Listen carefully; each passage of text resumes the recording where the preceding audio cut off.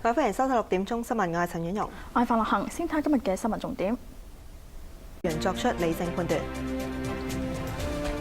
各位，一艘載有400幾人嘅客輪喺長江湖北段遇上龍捲風，迅即翻沉。當局派出武警公安，聯同民眾，一共3000人展開搜救。經過10幾個鐘，只係救出14人，最少5人證實死亡，仲有400幾人失蹤。船上面嘅乘客呢，主要係嚟自上海同埋江蘇。本港入境處就話，暫時冇收到港人求助。孫少勤報導。現場得到的一個最新報紙，亞洲電視記者孫少勤報道。當局初步調查涉及事故嘅旅行社冇違規經營，負責人亦都趕到現場善後。有乘客嘅家屬就到依家都仲未聯絡到親人。最後，孫少勤報導。長江旅遊航線，亞洲電視記者孫少勤報道。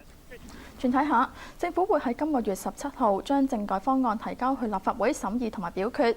政制及內地事務局局長譚志源強調唔會延遲提交，對對方支持。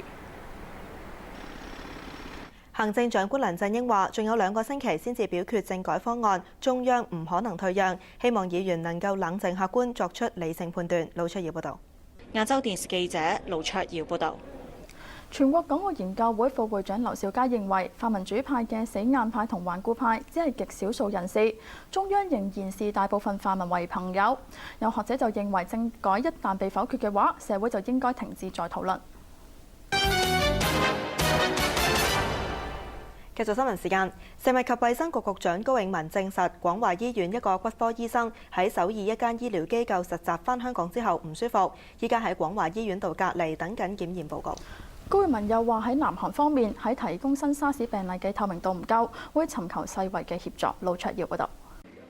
亞洲電視記者盧卓瑤報導。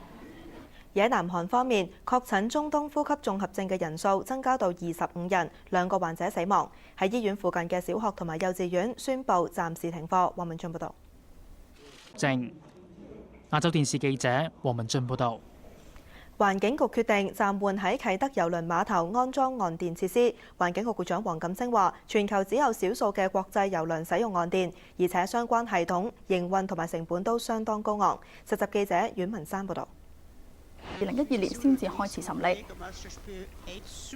各位新聞報導員，再會。